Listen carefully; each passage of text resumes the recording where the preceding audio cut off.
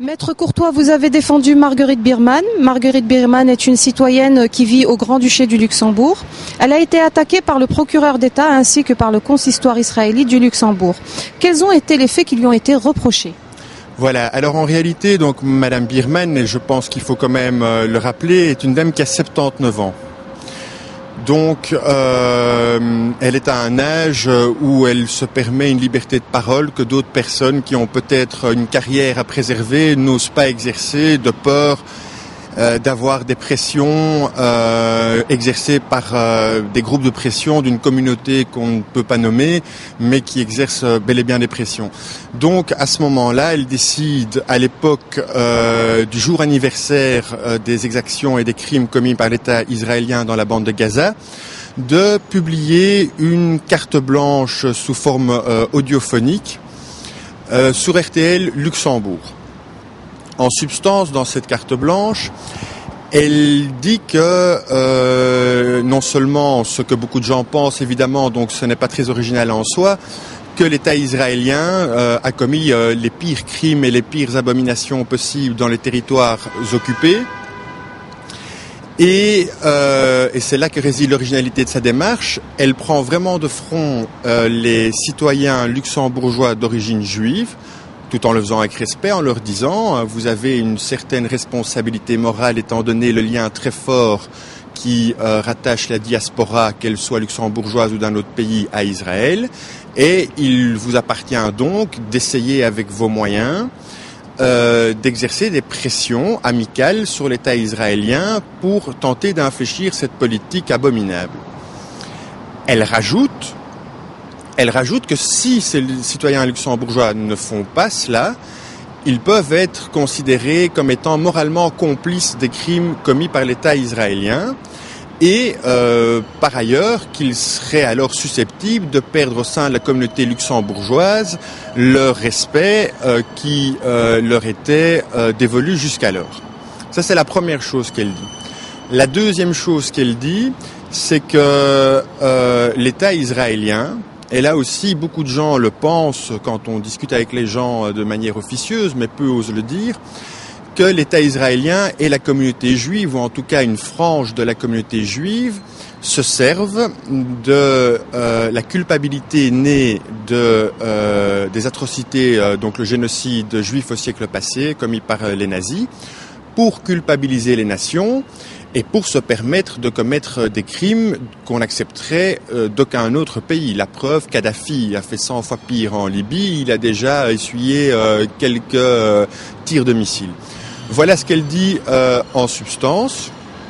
Et elle dit donc qu'il y a un lobby juif également très puissant qui est chargé d'exercer des pressions sur non seulement les décideurs politiques, mais également sur toute personne qui oserait prendre donc de front la politique israélienne. Et comment ces groupes de pression agissent-ils dans ces cas-là? En intentant des procès contre ceux qui ont osé parler. Et c'est pour ça qu'on peut voir en Belgique, au Luxembourg et également en France, toute une série de groupes de pression issus d'une certaine communauté intenter des procès, à dire vrai, pas toujours fort glorieux, contre les personnes qui ont osé s'exprimer sur le sujet, ici en l'occurrence une octogénaire, ce qui est assez lamentable. Il faut savoir, tout le monde le sait, que le Luxembourg est, disons, une place financière forte et importante. Sans entrer dans les caricatures, on sait aussi que certains milieux proches de l'État d'Israël sont fort impliqués dans la finance internationale. Et donc aucun avocat luxembourgeois n'a osé prendre ce dossier, sauf un.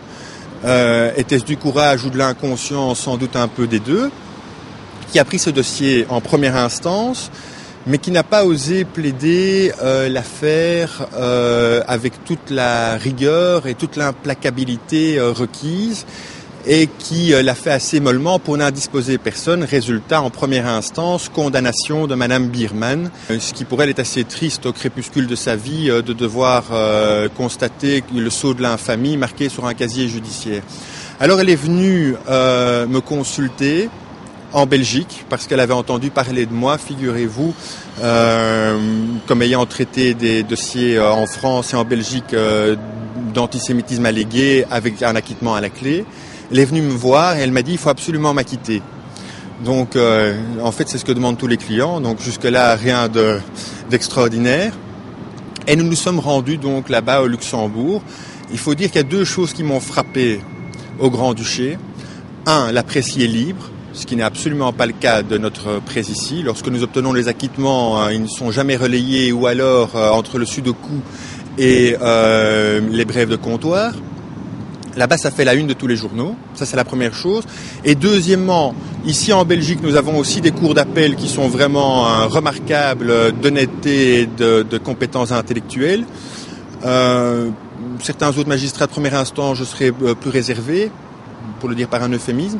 Mais là-bas, au Luxembourg, nous avons eu droit à une audience devant la cour d'appel en tout point remarquable. Nous avions comme adversaire le bâtonnier du Grand-Duché de Luxembourg, Maître Stein, et le consistoire israélite du Luxembourg. Et là où l'affaire est très intéressante, c'est que non seulement Madame Biermann est acquittée, et pas au bénéfice du doute, mais par la toute grande porte, ce qui veut dire au Grand-Duché du Luxembourg qu'on peut faire trois choses. On peut dire que les Juifs doivent prendre position contre les crimes de l'État d'Israël et que sinon ils endossent une complicité morale. On peut dire, ce qui est de plus en plus, ce qui est récent et qui gagne de plus en plus de terrain, on peut dire qu'il y a un lobby juif qui exerce des pressions sur les décideurs. Il n'y a pas si longtemps, quand on disait cela, on terminait en prison. Et la troisième chose, c'est qu'on peut aussi expliquer, sans que ce soit de l'incitation à la haine raciale ou de l'injure, qu'une partie de la communauté juive se sert des cadavres du génocide juif pour légitimer, en tout cas dans leur esprit, les cadavres palestiniens. Alors Madame Biermann va être acquittée, comme je vous l'ai expliqué, mais il est une disposition de l'arrêt qui est encore plus importante car elle transcende très largement le cas de Madame Biermann, c'est que le consistoire israélite du Luxembourg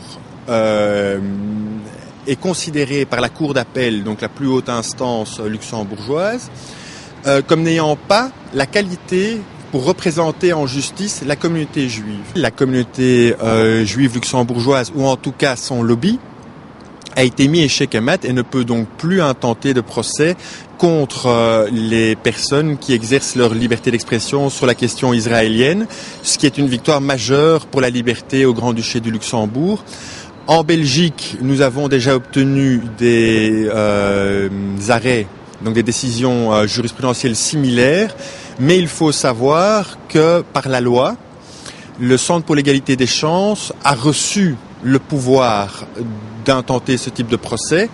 Et donc, à partir du moment où le Centre pour l'égalité des chances intente un procès, certes, nous pouvons être acquittés, ce qui est d'ailleurs le cas, mais on ne peut pas faire déclarer l'action en tant que telle irrecevable parce qu'elle est toujours recevable, le Centre pour l'égalité des chances ayant reçu le blanc-seing de la part du gouvernement pour terroriser toute personne qui oserait s'exprimer que ce soit sur la question israélienne, mais c'est celle-là qui revient tout le temps, ou sur d'autres questions. En attendant, il y a donc des procès, et des procès qui se terminent, en ce qui concerne mes clients en tout cas, systématiquement par des acquittements, et donc ça n'est peut-être pas la meilleure façon d'agir non plus pour la communauté juive, qui en réalité, c'est en tout cas la position de pas mal de personnes juives de cette communauté, parce que ce n'est pas une communauté homogène.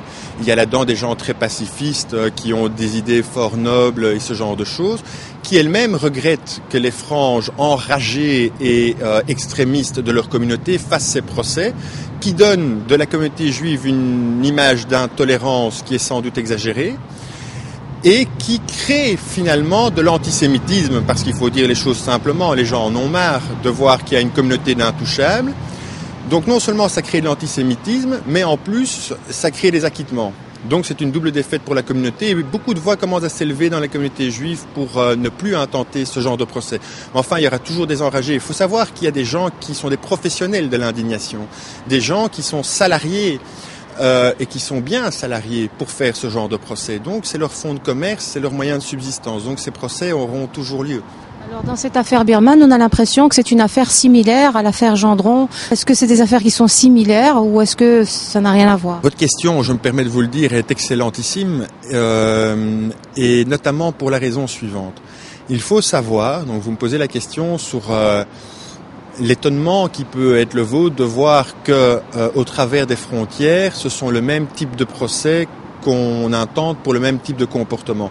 C'est une stratégie, évidemment, d'une partie de la communauté juive pour éviter la liberté d'expression sur cette question.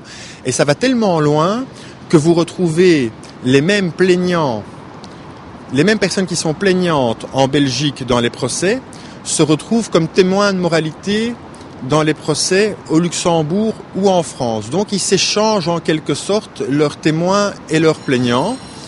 Je ne donnerai pas de nom parce que la personne n'est pas là pour se défendre et donc je laisse ce type de méthode à une certaine communauté.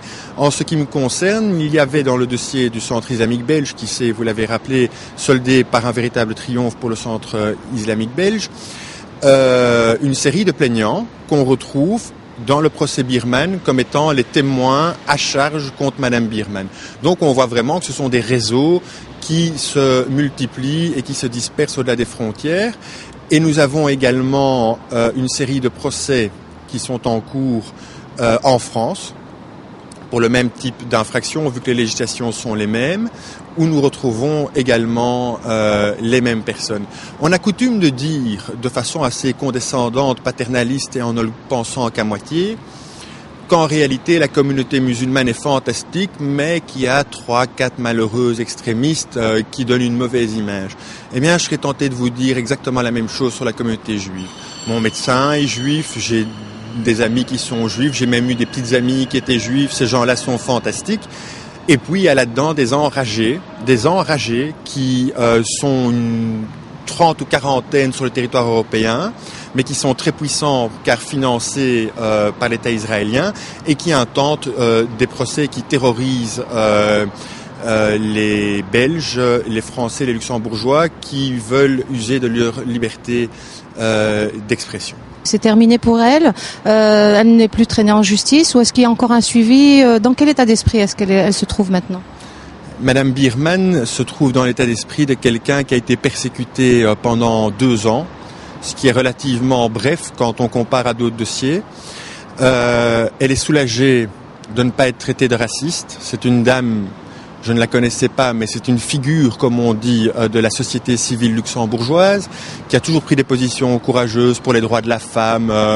Bon, ce ne sont pas spécialement mes positions, mais en tout cas, ce sont des positions courageuses en matière d'avortement, en matière de traitement de salaire égalitaire et ce genre de choses. On l'a toujours laissé faire, sauf sur la question israélienne. Et Madame Birman était très surprise, parce qu'elle ne savait pas elle-même qu'elle était raciste. Elle l'a appris récemment. Et cette dame, plus sérieusement, a été persécutée et elle est très courageuse. Imaginez-vous le consistoire israélite du Luxembourg. Ce ne sont pas n'importe quelle personne qui y siège. Ce sont les avocats, des juges, des magistrats, de hauts représentants de la finance internationale qui font pression sur le procureur général pour que lui-même fasse pression sur une petite dame de 79 ans. Pour qu'elle s'humilie publiquement à présenter des excuses publiquement pour avoir osé dire finalement que les crimes de l'État israélien contre les enfants de Palestine étaient barbares. Et elle est très contente de son acquittement, elle me l'a assez dit. Et puis, il faut le dire aussi, Madame Birman fait partie de ces gens que j'affectionne par-dessus tout, qui, quel que soit le péril auquel elle s'expose, reste debout, ce qui est assez rare dans nos sociétés. Et je pense qu'il n'est pas impossible qu'à l'avenir, Madame Birman, connaissant son espièglerie et surtout son sens de l'honneur et du devoir, commette une nouvelle carte blanche, peut-être pour le prochain anniversaire funeste des exactions commises dans la bande de Gaza.